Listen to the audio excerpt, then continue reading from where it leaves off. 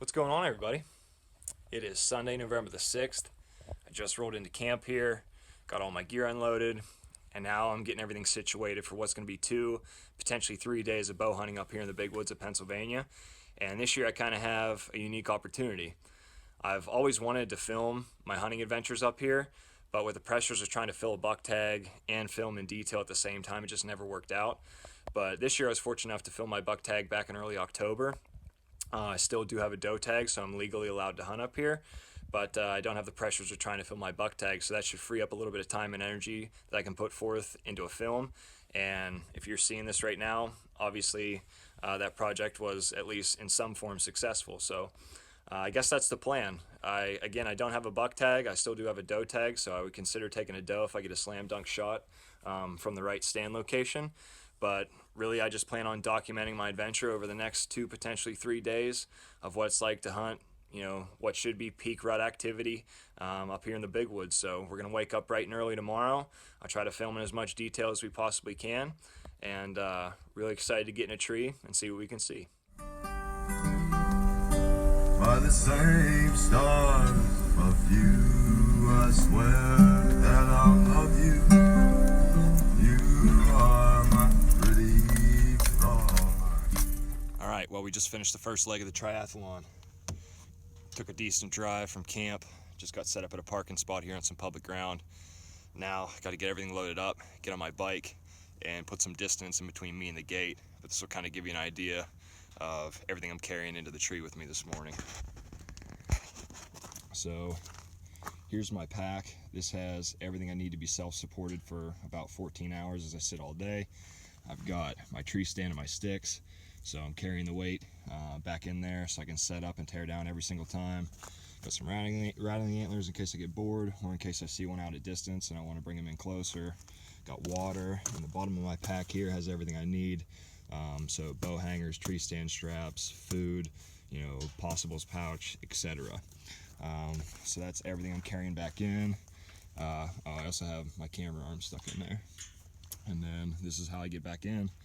I just got an old mountain bike, again a pedal bike, and hang my bow across the handlebars there. And we're gonna head back down this logging road. I'll track how long of a ride this is. This isn't the longest by any means, but it should be a little bit of a decent jaunt.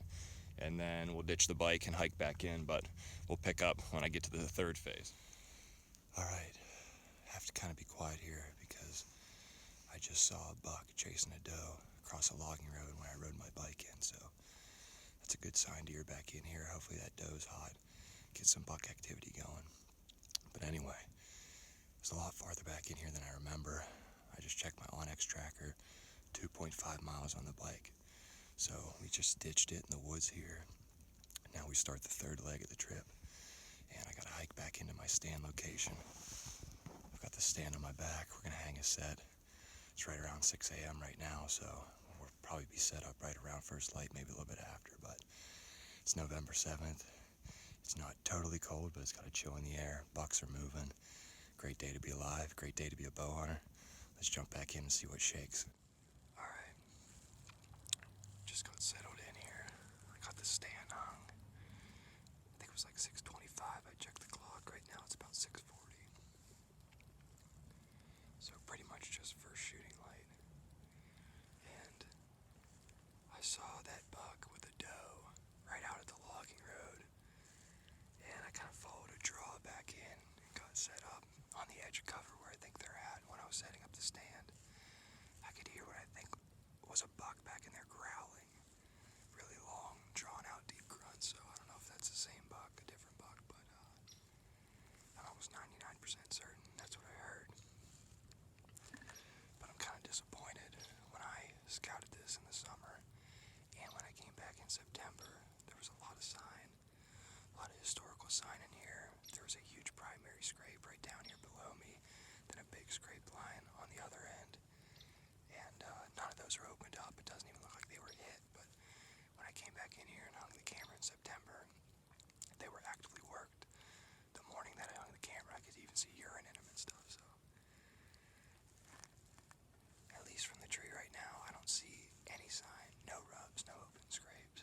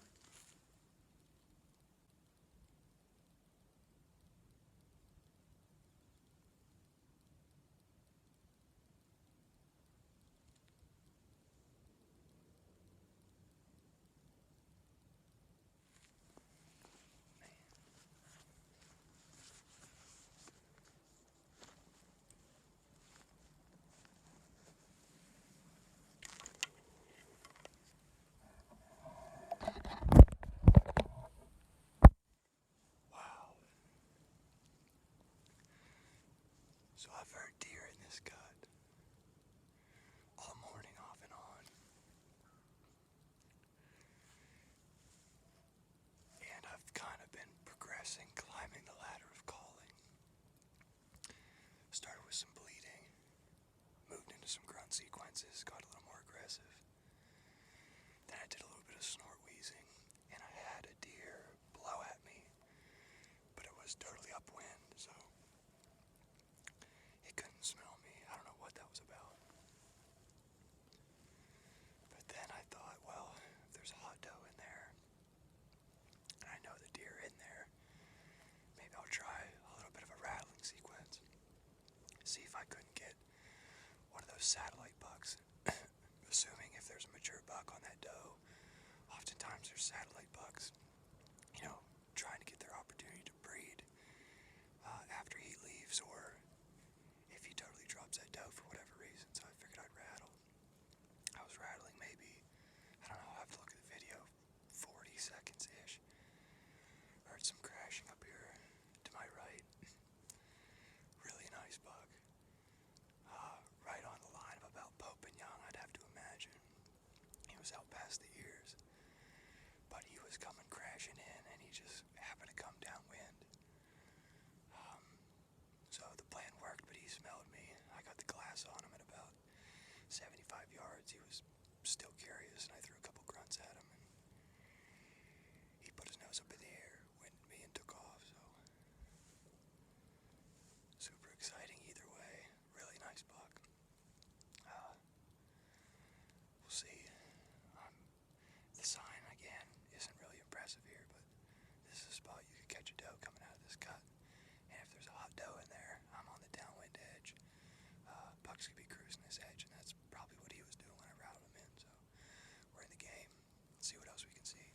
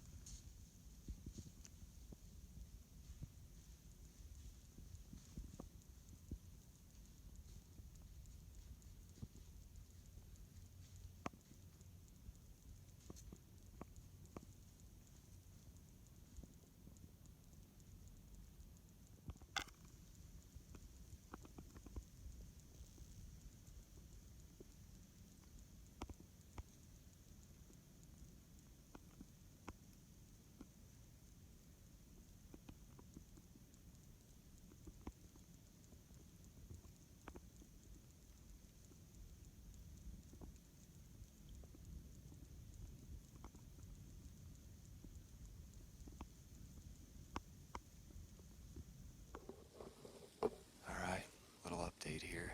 It's just after 11 in the morning, and so far I've seen 5 deer from the tree.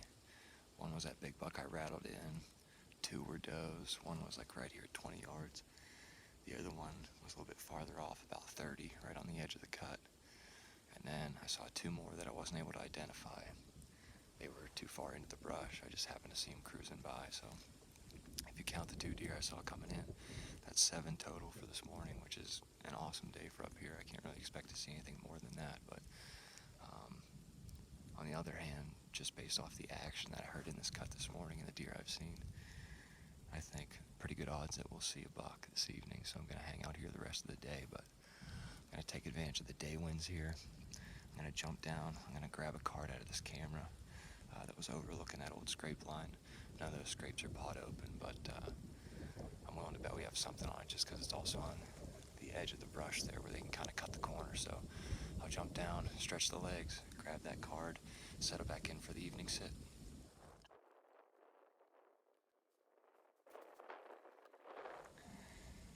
Alright, we got the goods.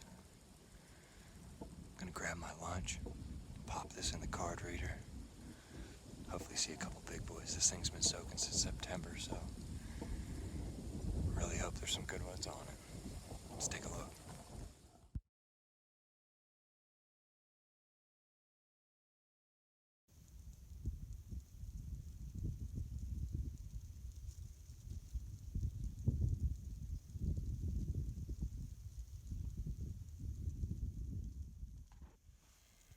Well, the adventure up in the Appalachian Range never ends. Just got back from spending almost 13 hours in a tree. Never did end up seeing a deer in the evening, but got back to camp here. Wouldn't you know it, power's out. So, don't have any access to charge my phone, external batteries. Obviously, won't have heat, and the amenities such as microwaves, ovens, etc. to cook my dinner. So, I'm just kind of hanging in limbo right now. My buddy's actually a lineman up here, so he got called out on the job, and I'm waiting on an update from him. But hopefully, I didn't get the power back on, because without that, it's going to make hunting tomorrow awful hard, as well as the rest of the night here. So I'm going to hang around, see what happens. Might have to run back home and just ditch this trip. But hopefully, I get the power back on here soon, and we can start planning for tomorrow's hunt. All right, today is Tuesday, November the 8th. As you can see, lights are back on at camp. My buddy Hunter, who's a lineman up here, he came out, fixed the issue, so I appreciate it, buddy. That enabled me to stay the night, get everything rolling here, get everything charged up so I can still hunt the morning. It's about 4:30 a.m. I already did the coffee, got my shower, got everything ready. I'm about to roll out here, head to a different spot today. We have a little bit of a longer drive, but it should be, we'll track it, but it should be a little bit of a shorter bike ride. So bike back in, hang the stand, it's just another Groundhog Day. This is another spot that I've never hunted before, and it's a spot that I haven't checked the camera on. So that camera's been back in there since August or September. That camera I pulled at the last location, awesome pull, really great bucks on it. So I'm hoping that this spot turns out too. Hey, never know, maybe we'll see a big buck this morning. But let's get it rolling. We'll see you in the tree.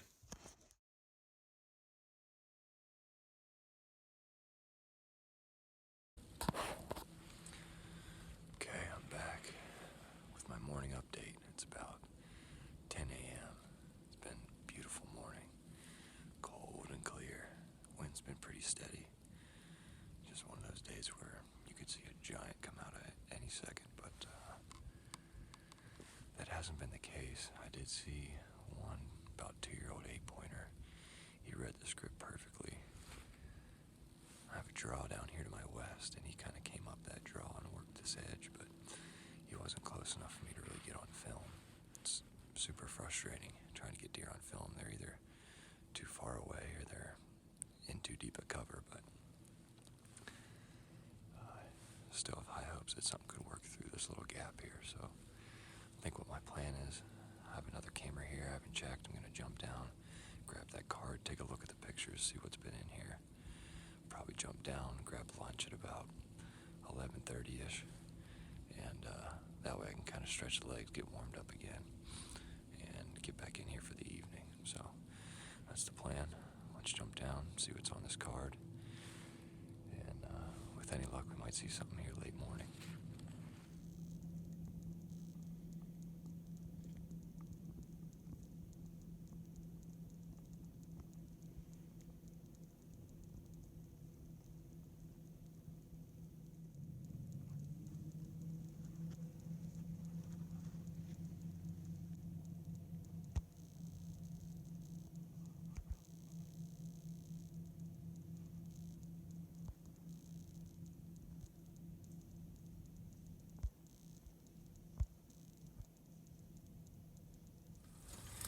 Alright guys, we are back at camp, as you can see from our evening sit, and actually had a pretty good sit. I didn't see a buck this evening, so that was kind of a bummer, but I did have that doe come out, and she pretty much read the script. That buck I saw in the morning, did exactly what I predicted. He just didn't come close enough where I could videotape him, but came right up that topographical feature that was kind of funneling him down, and he just picked the other side of the edge that I was hoping they'd walk down. That's why I couldn't film him. And then I had that doe come out of the bedding area in front of me, and she came by, and there was like a collection of trails there next to that pinch, and she came by and was eating there for the majority of the evening. And if I had a compound, she would have been in range, but no dice with the recurve, which is all fine and good, which means I can still go out tomorrow morning. As for that plan, we're going into a spot I have a little bit of history with. I've had a camera, again, soaking in there since September. It looked awesome when I was in there, which up here normally means it's going to be completely dead by the time you hunt it. But I'm hoping for a good sit. I also think there's pretty high odds that I can run into a decent buck there. The wind won't be right for it, but I'm just going to adjust with my mobile set and get downwind of the exact region that I want to set up over. So pretty hopeful for that. It's also a spot I might get a chance at a doe, so that'll likely be the last day I'm up here until I head out west. So if I get a nice close shot at a doe, I'll probably take it. It's also one of the easier routes for me to get a deer out, so that'd be a good opportunity for me to take if it presents itself. But right now, just cooking up some dinner. As you can see, this is how it goes full circle. There's venison from the mountain buck I shot up here last year, and I'm just making some red meat sauce with it. So that's what's for dinner. We're gonna get everything situated again. Hopefully get a good night's sleep tonight, and be up early for another sit in the tree. So bring you guys with me. We'll see what happens. Good morning from the mountain, everybody. It's November 9th, and it is an absolutely beautiful day. Perfect day for bow hunting. Peak of the rut. Cold as ice. It was in the 20s when I drove in. Right now it's pretty still, but it's been gusting back and forth, so bucks will be cruising. But set up in a pretty killer spot. Again, sorry, thought I saw a deer there, but these are experimental sits. So I tried to come in a route, and I could hear deer busting out of the thicket that I wanted to hunt. So I had to make a big loop out around. Went through some nasty cut. It was absolutely brutal. But I had to go out around and get the wind in my favor. So right now I'm sitting on a little corner. There's a decent amount of trails coming through, some scrapes down here. The sign that I hung my camera on originally was absolutely torched, so can't wait to get down and check that camera. But till then, I'm going to keep a vigilant eye out, because I feel like today's the day. This is when they're going to be one to move, and I think this is set up that I could have a legitimate chance at a doe up here. So we're going to settle in, and anything I see I'll try to bring to you on film.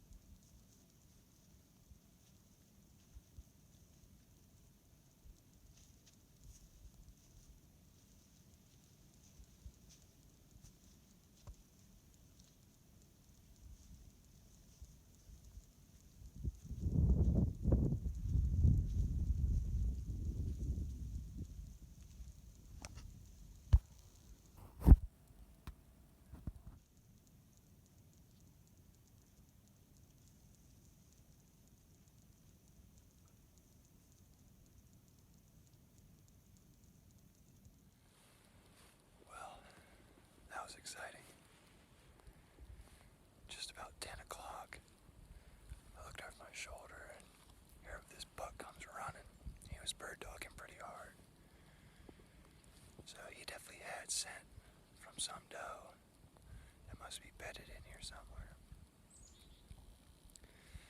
But he kind of came out in the middle of the cut, then circled back around and walked right where I was set up to shoot. So it would have been perfect if it was a doe, but he stood there at 15, 20 yards for a little while and then decided to continue his track. So maybe he'll nose around, bump a doe up out of this cut, push her my way, give me an opportunity. Still plenty of daylight left, so nothing else, just happy to see that buck. That makes the second nice one. I mean, that wasn't big by any means, but pretty nice buck. So that's two nice bucks I've seen this trip. The 8-pointer I saw yesterday was around that size too, so I guess that makes 3. So pretty solid trip and plenty of time left. Who knows, if a hot doe went through here, something big might roll by. We'll see what happens. Keep you updated. Alright, we're down to the final countdown here. About the last hour of light. About 15 minutes ago, I had a doe pop out some red brush here. She's right along the same edge as me, and there's a lot of trails that come almost right underneath my platform, so I still have some hope that she might work my direction closer to dark and get a chip shot here, but other than that, I haven't seen anything since that buck rolled through. That's a perfect evening. I would expect bucks to be up cruising. So hopefully another buck, one of these bigger ones I've been after, comes in and noses around this bedding area. Or if a buck pushes a doe by me, that'll work too. So we're down to the wire here, and I'm running out of filming light fast, but I will bring you anything that I can film.